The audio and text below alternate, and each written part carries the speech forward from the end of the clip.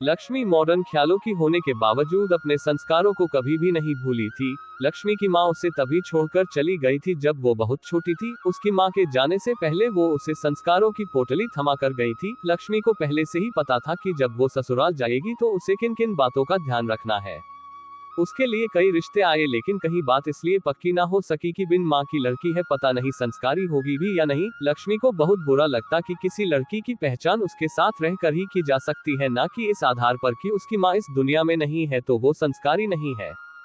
लक्ष्मी ने अब शादी के सपने देखना छोड़ दिया था। उसे अब लगता था कि जो किस्मत में लिखा होगा वही होकर रहेगा। बिना वजह चिंता करने से कुछ नहीं होगा। एक दिन उसकी सहेली सीता के पापा उसके लिए रिश्ता लेकर आए। उनकी दूर की बहन का बेटा बड़े शहर में नौकरी करता था और बहुत ही संस्कारी भी था। सीता लक्ष्मी की अच्छी सहेली थी, इसलिए उसके पिता उसकी खूबियों के बारे में अच्छे से जानते थे।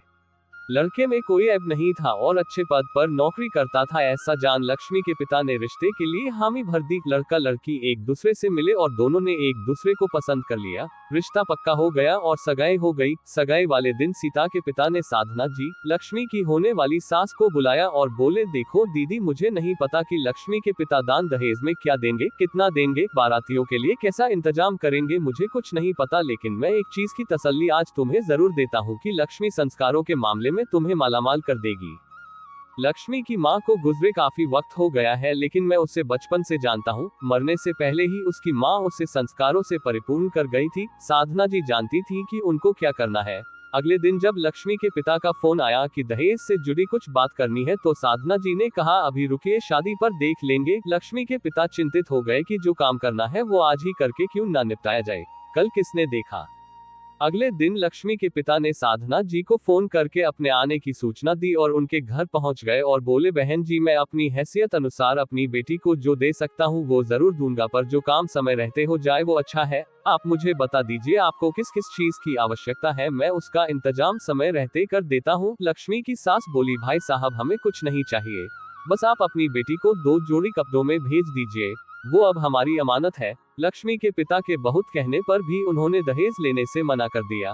धूमधाम से शादी हो गई और लक्ष्मी अपने ससुराल आ गई। लक्ष्मी कामकाज में बहुत अच्छी थी और साथ ही साथ ऑफिस भी अच्छे से संभाल रही थी। कुछ दिनों बाद लक्ष्मी की नंद की शादी हुई, जो उम्र में उससे छोटी थी और उसके दिल के बहुत करीब थी। रोमा लक्ष्मी से अपने दिल की हर बात साझा करती थी। शादी के कुछ दिनों बाद लक्ष्मी के पास रोमा का फोन आया और वो रोने लगी, तो रोमा ने उसे अपने ऑफिस के पास वाले होटल में मिलने के लिए बुलाया।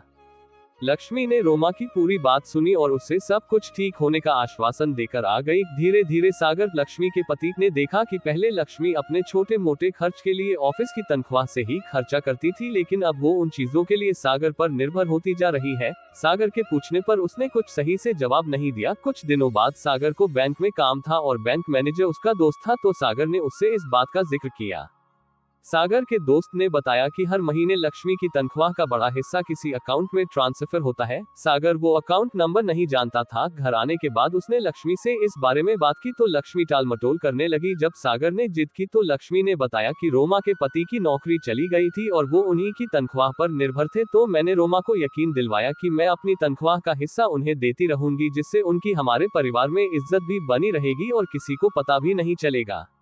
लक्ष्मी की सास कमरे बाहर से गुजर कर मंदिर जा रही थी और ये सुनकर दंग रह गई। सागर ने कहा कि तुमने कुछ बताया क्यों नहीं, तो लक्ष्मी ने कहा कि दाएं हाथ से दो तो बाएं हाथ को पता नहीं चलना चाहिए, ऐसा मेरी माँ कहा करती थी। ये सुनते ही साधना जी को विश्वास हो गया कि वाकई उन्होंने अपने भाई की बात मानकर बहुत अच्छे घर में रिश्ता किया है। कहानी अच्छी लगी तो लाइक, शेयर और कमेंट जरूर करें और चैनल पर नए हैं तो चैनल को सब्सक्राइब जरूर कर ले। धन्यवाद।